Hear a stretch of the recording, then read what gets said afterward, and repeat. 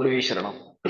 Actually பாத்தீங்கன்னா நம்மளோட வாழ்க்கை பயணத்தோடு ஆன்மீகத்தோட முக்கியத்துவம் என்ன அப்படிங்கறத நம்ம தெரிஞ்சுக்கணும்.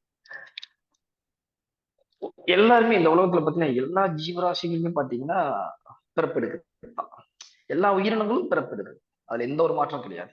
எல்லா உயிரினங்களும் பிறப்பெடுத்தாலும் முக்திங்கிற ஒரே மார்க்க தரிசனம், மார்க்க வழி மனிதர்களுக்கு மட்டும்தான் இந்த முக்தியோட விஷயம் இருக்கு. அப்ப மற்ற உயிரினங்களுக்கு ஏன் அந்த முக்திக்கான அந்த மார்க்க வழி இல்லை அப்படின்னா, ஒரு விஷயம் எல்லாம் புரிஞ்சுக்கணும். இங்க உணரக்கூடிய பகுத்தறிவு கொண்டு நாம் பிரித்து பார்க்கக்கூடிய தன்மை மனிதர்களுக்கு தான் உண்டு. இது செய்தால் நன்மையா தீமையா அப்படிங்கிற ஒரு அறிவு இருக்கு பார்த்தீங்களா? இந்த ஆறாவது அறிவுன்னு சொல்லுவாங்க பார்த்தீங்களா? அது யாருக்கெல்லாம் மனிதர்களுக்கு தான் உண்டு. சொல்லப்போனா இப்ப வந்து மிருகங்களை விட மனிதர்கள் கீழ் நோக்கி தான் போயிட்டு இருக்காங்க. மிருகங்கள் கூட நன்றி விசுவாசத்தோட இருந்திருக்கு. ஆனால் மனிதர்கள் அதை விட கீழ் நோக்கி தான் போறாங்க. இருந்தாலும் எனக்கு தெரிஞ்ச ஒரு விஷயம், ஆன்றோர்களும் சான்றோர்களும் சொன்ன ஒரு விஷயம் என்னன்னு கேட்டீங்கன்னா, இந்த மனிதனோட பிறவி வந்து மிக உயர்ந்த பிறவியா. அசோகலம் புல்லாகி பூண்டாகி புழுவாகி செடி கொடி மரங்களாகி அதுல இருந்து பாத்தீங்கன்னா தேவராய் பூதமாய் கடைசியில மனிதனாய். இந்த மனித பிறவிங்கிறது அவ்வளவு சாதாரண விஷயம் இல்லை. ஒருவன் மனிதனாக பிறப்பதே வந்து பாத்தீங்கன்னா அவன் செய்த முற்பிறவியோட பயன். அதாவது சஞ்சீத கர்மா, பிராப்த கர்மா, அகாமிய கர்மா. ஏன்னு கேட்டீங்கன்னா இந்த 3 வகையான கர்மாக்கள் வந்து ஒரு மனிதனை தொடர்ந்து கொண்டே இருக்கு. சஞ்சீத கர்மா இதே சொன்ன மாதிரி தான் நிறைய கர்மங்களை நாம் சேர்த்து வச்சிருப்போம். அந்த கர்மா எங்க இருந்து உருவாகுது, அது எப்படி அது உருவாகுது? ஃபர்ஸ்ட் ஸ்டார்டிங்ல இருந்து வரும்போது கண்டிப்பா வந்து ஒரு எல்லாமே பியூரா தானே இருந்திருக்கும். எல்லாமே ஒரு சுத்தமான ஒரு விஷயம் தான். அது உண்மைதான். ஸ்டார்டிங்ல இருந்து வரும்போது சுத்தமா தான் இருந்திருக்கும். அடுத்து அடுத்து அதோட தன்மைகள், அதாவது ஒரு தண்ணி ஒரே இடத்துல தேங்கி இருந்துச்சுன்னா அது பாய்ச்சலா மாறிடும். ஒரு தண்ணி மேலிருந்து விழுந்து பல இடத்துல தம்பி குதிச்சு ஓடும் போது அது மூலிகையா மாறுது. ஒரே தண்ணி தான் ஒரே இடத்துல தேங்கினா பாய்ச்சலா கூட மாறிடும். அதை குடிச்சோம்னா இறந்துருவோம். நான் காட்டுல இருக்க எனக்கு அந்த பயணம் அந்த அதோட அனுபவம் இருக்கு. ஆனா அதே மாதிரி பாத்தீங்கன்னா அதே ஆஹ் தண்ணி மேலிருந்து வரக்கூடிய இந்த ரெயின் வாட்டர் ஆனது விழும்போது விழுந்து எந்த இடத்துல பட்டு கீழே பாறைகளையும் செடி கொடிகளையும் பட்டு ஓடும்போது அது மூலிகை ஆகிறது. தண்ணி ஒண்ணுதான், எங்க இருந்து பார்த்தாலும் தண்ணி ஒண்ணுதான். ஆனால் அது விழுந்து நகரக்கூடிய தன்மையை பொறுத்துதான் இருக்கு. அதுக்கேற்ற மாதிரிதான் அதோட தன்மையும் மாறுது. அதே மாதிரி பாத்தீங்கன்னா இந்த மனிதனோட பிறவி ரொம்ப மிக மிக மிக உயர்ந்த பிறவி, அரிதான பிறவி. ஆனால் என்ன ஒரு பெரிய விஷயம் கேட்டீங்கன்னா, இந்த பிறவியை சரியாக நாம் பயன்படுத்திக் கொள்ளலாம். அங்கதான் அது ஒரு பெரிய ஒரு கொஸ்டின் இருக்கு. ஏன்னா நான் மனுஷனை பிறந்துட்டாலே நான் வந்து முக்தி அடைஞ்சிருன்னு சொல்றதும் ஒரு அறியாமை தான். அதுக்கு பாத்தீங்கன்னா சில சமயத்துல பாம்பும் குரங்குகளும் முக்தி இருந்ததாக சில ஸ்தலத்துல கேள்விப்பட்டிருக்கோம். பாம்பும் சிலந்தையும் யானையும் ஏன்னு கேட்டா முற்பிறவியில் அவர்கள் மிகப்பெரிய யோகிகளாக இருந்து தன்னோட காலம் முடிவதற்கு முன் அந்த ஆத்மா வெளியில இருக்கும். அப்போ விட்ட குறை தொட்ட குறைவாங்க. அவங்க ஜஸ்ட் ஏதாவது ஒரு கருமங்கள் அதிகம் செய்யாத ஒரு பிறவியை எடுத்து ஈசனுக்கே ஒரு சிவலிங்கம் இருக்கும், சிவலிங்கத்துக்கு மேல கூடு கட்டும், இல்ல யானை தண்ணி எடுத்து டெய்லி வந்து அவருக்கு அபிஷேகம் பண்ணும். பாம்பு டெய்லி வந்து ஒரு பூ எடுத்து கொண்டு வந்து வைக்கும். ஏன்னு கேட்டா இதெல்லாம் முற்பிறவியில் விட்ட குறை தொட்டவங்க சொல்லுவாங்க. இது அதுவும் சஞ்சீவித கர்மா இருக்கக்கூடிய பிராப்த கர்மா. நாம் வாழ்க்கையில சில விஷயத்த நம்ம உணர்ந்துக்கணும். நம்ம நினைச்சுக்கோ ரொம்ப பெரிய புத்திசாலி, நம்மளை வந்து நமக்கு நிறைய அறிவு இருக்கு, நமக்கு நிறைய தெரியும், நாம தான் நம்ம சொல்றது எல்லாமே கரெக்ட். அப்படி கிடையாது. உங்களோட ஆத்மா உங்களோட ஆத்மா உங்களை வழி நடத்தும் போது உங்களுக்கு நல்லா தெரியும் எதை செய்தா நன்மை உண்டாகும், எதை செய்தா தீமை உண்டாகும் அப்படின்னு. இன்னொரு பெரிய விஷயம் என்னன்னு கேட்டீங்கன்னா, நன்மை தீமைங்கிறது ரொம்ப பேருக்கு தெரியாது. இதுல அது ஒரு பெரிய ஒரு கேள்விக்குரிய கேள்விதான். ஏன்னா முதல்ல கர்மாவே என்னன்னு தெரியாது. நன்மை தீமையை விட்டுருக்கு, கர்மாவே என்னன்னு தெரியாது. கர்மம் என்னன்னா அது வந்து ஏதோ ஒரு ஒரு கலர் மாதிரி நினைச்சிட்டு இருக்காங்க. கர்ம கருப்பா இருக்கும், அது ஒரு கலர் மாதிரி பெயிண்ட் வாங்கி அந்த ஒரு சொல்லுவாங்கல்ல, ஒரு கதவு கடிக்கிற மாதிரி நினைச்சிட்டு. அது அப்படி கிடையாது. சொல்ல போனா இருக்கிறதுலே ரொம்ப பவர்ஃபுல்லானது, மோஸ்ட்லி பவர்ஃபுல்லானதும் ஒரு விஷயம் நம்மளோட வாழ்க்கையோட தரத்தை மாற்றி அமைப்பது கர்மம் தான். அந்த கர்மங்கிறது அவ்வளவு சாதாரண விஷயம். அந்த கர்மத்தை நம்ம எப்ப உணர போறோம் அப்படின்னா, குறைஞ்சபட்சம் நமக்கு ஒரு மனிதன்கிற உணர்வு நமக்கு இருந்தா தான் கர்மத்தை நம்ம உணர முடியும். இல்ல சான்ஸே கிடையாது. அப்போ மனித பிறவி எடுத்துட்டாலே முதல்ல வந்து நம்ம ஆத்ம குருன்னு சொல்லக்கூடிய நமக்கு இதயத்தை நோக்கி சொல்லப்போனா நம் ஆத்மா உறைந்திருக்கக்கூடிய இந்த வீட்டுல சரியா ஆத்மாவை நம்ம இருக்க பிடிச்சுக்கணும்.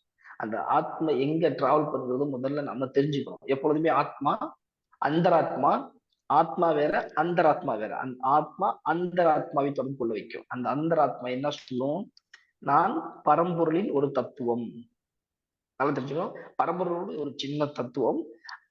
நீ முழுமையாக என்னை உணரும் பட்சத்தில் பரமாத்மாவின் முழு அருளை நீ பெறுவ அப்படின்னு சொல்லும். எது? இந்த அந்தராத்மா. இந்த அந்தராத்மாவை ரொம்ப நிறைய படத்தை நீங்க பார்த்திருக்கலாம். நமக்கு முன்னாடி பாத்தீங்கன்னா இந்த சிவாஜி கணேசன் படத்துல, எம்ஜிஆர் படத்துல, என்டிஆர் படத்துல, அது மாதிரி நிறைய படத்துல பார்த்திருக்கலாம் நீங்க. அவங்கள மாதிரியே இன்னொரு உருவம் வந்து அவங்கள்ட்ட பேசணும். கேட்டா மனசாட்சியா? உண்மைதான், தெரிந்தோ தெரியாமலே எடுக்க வச்சிருக்காங்க. ஏன்னு கேட்டீங்கன்னா, உங்களோட மனசாட்சி தான் முதல்ல உங்கள்ட்ட பேசும். தேவதா தரிசனம் சொல்றோம் பாத்தீங்களா?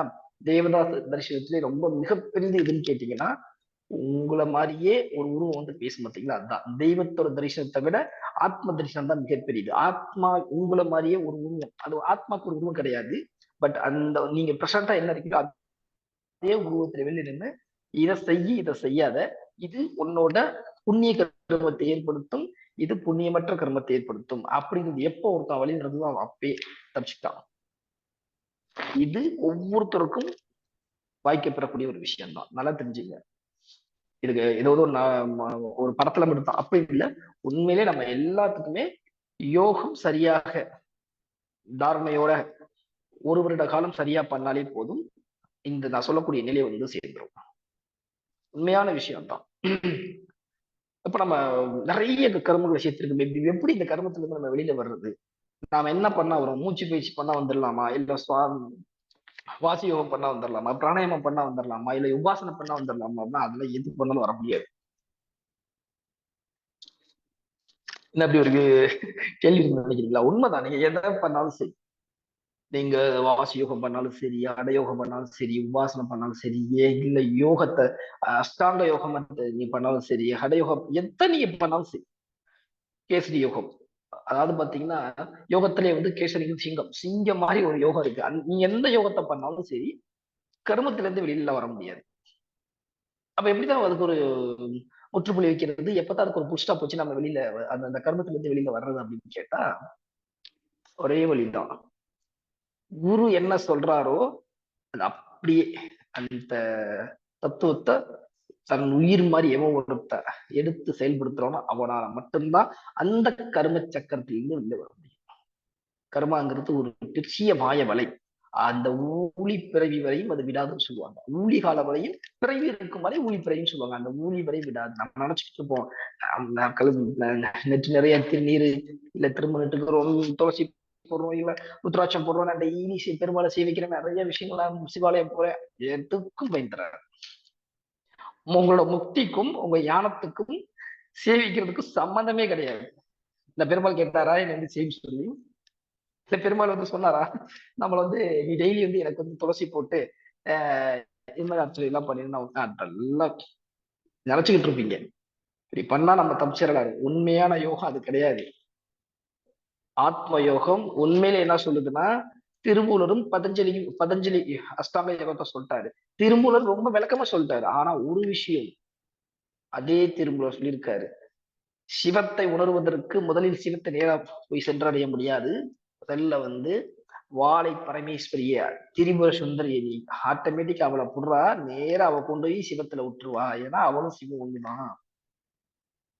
அந்த தத்துவத்தை புரிய அப்ப அதெல்லாம் சொல்லிட்டு சொல்றாரு, இதெல்லாம் சரி, நீ வாழையை நீ வழிபடலாம், இல்ல உபாசனை பண்ணலாம், எல்லாம் பண்ணலாம். இது எல்லாமே குரு உனக்கு வாக்கு கொடுக்கணும், இல்லைன்னா பயன் கிடையாது அப்படிங்கிறாரு. அப்படி சொல்லிட்டாரு. எல்லாத்தையும் சொல்லிட்டாரு, A to Z சொல்லிட்டாரு. கர்மத்துல இருந்து எப்படி வெளில வரலாம், நாம எப்படி யோகத்தை பண்ணா எப்படி ஒரு பெரிய நிலையை அடையலாம், நம்ம அஷ்டமா சித்தி பெறலாம், ஞானம் பெறலாம், திருஞானம் பெறலாம், பிரம்ம பெறலாம். ஆனா கடைசியில பார்த்தா குருவை கேட்க சொல்றாரு. ஏன்னா நீங்க இதுக்கு முன்னாடி சுவாசம் பண்ணிக்கிட்டு தான் இருக்கீங்க. நீங்க நீங்க பிறந்ததுக்கு அப்புறமே சுவாசிக்கிறீங்க. அது பிராண பிராண காட்டு பிரணவ காட்டுல மாறவே இல்லை பாருங்க. குரு எப்ப மூச்சடக்கி நீங்க சொல்ல போனா சுழிமலை நிறுத்த சொல்றாரோ, காற்றை ஸ்தம்பனம் பண்ணி, ஸ்தம்பனங்கிறது கெட்ட வார்த்தையெல்லாம் கிடையாது, நல்ல வார்த்தை தான். கெட்ட விஷயங்களை ஸ்தம்பனம் பண்றது, நிறுத்திட்டாய். அதே மாதிரி காத்தை ஒரு ஸ்டோரேஜ் பண்றது, அடக்கி வைக்கிறது, அதுவும் ஸ்தம்பனம் தான். ஒரு விஷயத்தை அசையாமல் நிறுத்துறது ஸ்தம்பனம். இப்ப ரொம்ப விஷயத்த பேசுறதுக்கு யோசிக்க முடியாது, நிறைய கெடுத்து வச்சிருக்காங்க. வசித்துவம், வசித்துவத்தோட சின்ன ஒரு பாட்டு தான் வசியம். வசியங்கிறது என்னன்னு கேட்டீங்கன்னா வசப்படுத்துறது. உங்களோட ஆத்மா தனக்கு வசப்படுத்துறது. இப்ப இது கண்ட கண்டத சொல்லுவாங்களா, மந்திராதி நிறைய போட்டு மையம் மந்திரத்தை போட்டு வசித்ததைங்கிறது வச்சுட்டாங்க, வசீகரத்தைங்கிறது வச்சுட்டாங்க. அதனால நம்ம எதையும் பேச முடியல. இருந்தாலும் நம்மளோட கடமை இருக்குல்ல. இப்போ இந்த பிராண காற்றை பிரணவமாக மாற்றக்கூடிய தத்துவத்தை குரு சொல்றார். இத செய், இத மட்டும் செய். இது இன்னும் தெளிவா சொல்ல போனா, அருகிநாதருக்கு அருணகிரிநாதருக்கு எம்பெருமான் முருகன் எண்ணற சும்மா இரு அப்படிங்கிறார். அது என்ன எண்ணற சும்மா இருக்கிறது? அப்புறம் நம்ம இறந்து போயிருவோம், என்னமே செயல்படலாம், இறந்துருவோம். அப்ப எப்படி இருக்கிறது? அது ஒரு பெரிய நிலை, அதுதான் சமாதி. சுழிமுனை வழியாக துரியத்தில் நிலை பெறுதல், அது அவ்வளவு சாதாரண பெற முடியாது. அதுதான் பாத்தீங்கன்னா எண்ணற சும்மா இரு அப்படிங்கிறாங்க. எப்படா எண்ணற சும்மா இருக்குன்னா எப்படிதான்? அப்ப வள்ளலார் பெருமான் செஞ்சார்ல, தன்னோட உருவத்தையே வெளியில பார்த்தார். ஆத்ம ஜோதி. அதனாலதான் பரஞ்சோதி ஆத்ம ஜோதி அவர் சொல்றார். அவர் ஃபர்ஸ்ட் ஒரு விஷயம் என்ன கண்டுபிடிக்கிறார்னா, மனிதனுக்கு அவனுக்கு அத்தியாவசியமா தேவைக்கூடிய ஒரு விஷயம் இருக்க இடம், உடுத்த உணவு, உண்ண உணவு. முதல்ல பசியை நீக்கினால் ஆட்டோமேட்டிக்கா அவனுக்கு அடுத்து என்ன தேவைங்கிறது அவனே முடிவு பண்ணிக்குவான். ஒருவன் பசியில் இருக்கும் போது நீ ஆன்மீகத்தை போதித்தாலும் பயன் தராது. அது ஏன் அப்படி சொன்னாரு? சில யோகிகள் அதை சொல்லலையே அப்படின்னா, ஒரு யோக நிலையை அடையிறவன் பசி பட்னி பார்க்க மாட்டான் தான். ஆனா சாதாரண மனிதர்கள் அப்படி கிடையாதுல்ல. எடுத்தவனே பசிங்கிற ஒரு விஷயத்தை வைத்துத்தானே அவங்க நகர்றாங்க. அதனாலதான் வாடிய பெண்களை கண்ட போதெல்லாம் என் மனம் வாடியது அப்படின்னு சொன்னார். இப்போ இந்த கர்ம வினையிலிருந்து தப்பிப்பதற்கு ஒரே வழி குருவை சரணடைவது மட்டும்தான். எனக்கு இதெல்லாம் தெரியாது, பிளாங்கா இருக்கேன். ஒயிட் சார்ட் அதை நீங்க எழுதிக்கிங்க. நீங்க எழுதிட்டு நீங்க என்ன எழுதிருக்கீங்களோ அதை நான் ஃபாலோ பண்ணிக்கிறேன். அதை விட்டு நான் ஏற்கனவே நிறைய எனக்கு தெரிஞ்ச ஒரு ஃபார்முலா தப்பா எழுதி வச்சுட்டு அதுக்கப்புறம் அதை நான் ஃபாலோ பண்றேன். கண்டிப்பா அது ஏற்கனவே எழுதுன ஒரு எழுத்துல இன்னொரு எழுத்து எழுதுனா நமக்கு தெரியாது. அப்புறம் நாம அந்த எழுத்து நாமளே எழுதிக்கிட்ட மாதிரி. நம்மளோட கர்மவிலிருந்து வெளியில வர்றோம், நம்ம உண்மையிலே ஒரு பெரிய விஷயத்துல நம்ம மாற்றத்தை ஏற்படுத்துறோம்னா குரு இருக்க பிடிக்கணும். நீங்க உபாசனை சரி, அப்புறம் சாமி பிராணாயாமம் பண்றோம், உடல் ஆரோக்கியமா இருக்கும். சொல்ல போனா ஓரளவு மனம் தெளிவா இருக்கும். அடுத்தது சொல்ல போனா காரிய சித்திகள் உண்டாகும். அடுத்து நீங்க ஒரு உச்ச இப்ப நிறைய பேர் இதை கேட்கறது உண்டு. இப்போ நீங்க இவ்வளவு சொல்றீங்க, ஒரு மந்திரவாதி பார்த்தா ஒரு காரியத்தை செஞ்சிடறானே, அவனுக்கு குண்டல்லி ஒரு குறிப்பிட்ட லெவல்ல அவனுக்கு இயங்குது. இயங்காமலாம் கிடையாது. எந்த ஒரு சக்தி இயங்கினாலும் குண்டல்லி சக்தி மூலாதாரம் ஒரு குறிப்பிட்ட லெவல்ல இயங்கிதான் ஆகணும். அது இயங்கினால் மட்டும்தான் அந்த சக்தி செயல்படும். ஆனால் அவனுக்கு வரக்கூடிய தெய்வம் எந்த நிலையிலிருந்து வருது, அவன் தரிசிக்கிறானா? சப்போஸ் அவன் பரம்பொருங்கிற தத்துவத்திலிருந்து அவன் பாக்குறானா, இல்ல மந்திர சக்தியில் இருக்கக்கூடிய தேவதையை பாக்குறானா? முருகன் மந்திர வடிவம் அப்படிங்கும் போது என்ன நினைக்கிறாங்கன்னா, மந்திரம்னா எல்லாத்தையும் எந்திரத்தில் இருக்கக்கூடிய ஆற்றலாகவும் நம் மனதிற்கு உகந்தவனாகவும் நாம் மனதை நிலைநிறுத்துவதற்கு மூல தத்துவமாகவும் இருக்கக்கூடியவர் தான் முருகன். அப்போ அந்த மந்திர வடிவம் மாந்திரீகத்திலையும் கூப்பிடலாம், தாந்திரியத்திலையும் கூப்பிடலாம், யோக நிலையிலையும் கூப்பிடலாம், தவத்திலையும் கூப்பிடலாம்.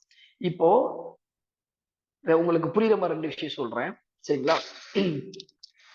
அருணகிரிநாதர் படம் பார்த்தவங்களுக்கு தெரியும். அதுல வந்து 2 பேர் இருப்பாங்க. அதுல அருணகிரிநாதருக்கு இணையா ஒருத்தர் இருப்பார். ஒரு தாந்திரிவாதி. அவர் மாந்திரிவாதிலாம் கிடையாது, பெரிய தாந்திரிவாதி. நல்லா தெரிஞ்சுங்க. படத்துல சொல்ல தெரியாம சொல்லியிருப்பாங்க. ஏன்னா சில உணர்வுகள் நமக்கு பார்த்தாவே தெரியும். அவர் வந்து பாத்தீங்கன்னா அம்பாளை நோக்கி போறாரு. போயிட்டு கூப்பிட்டா நேரா ஆதிபராசக்தி காளி வர்றா. நேரா வந்து என்ன மகனே வேணும் அப்படிங்கிறா. நான் செய்த பூஜைக்கான பலனை தா அப்படிங்கிறார். சரி ரைட்டு தர்றாங்க. இந்த அருணகிரிநாதர் சித்தர். அவர் தவம், இவர் தாந்திரிகம். நல்லா புரிஞ்சுக்கணும். அவர் தவத்தில் உயர்ந்த நிலை வரும். அவர் பாருங்க, இவர் போய் அம்பாள்கிட்ட சொல்றாரு, அவரை உண்டுலன் பண்ணுங்கிறாரு. ஆனா அப்பயும் போறாங்க. அதான் தாந்திரிகத்தோட பவர். நல்லா தெரிஞ்சுங்க. நீங்க தவமே பெற்றிருந்தாலும் சரி, ஒருத்தன் தாந்திரிகத்துல நேர தெய்வத்தை கூப்பிட்டு பேசுறான்னா அவனை போய் உண்டுலன் பண்ணா கிளம்பும். இது பிரயோகம். சும்மா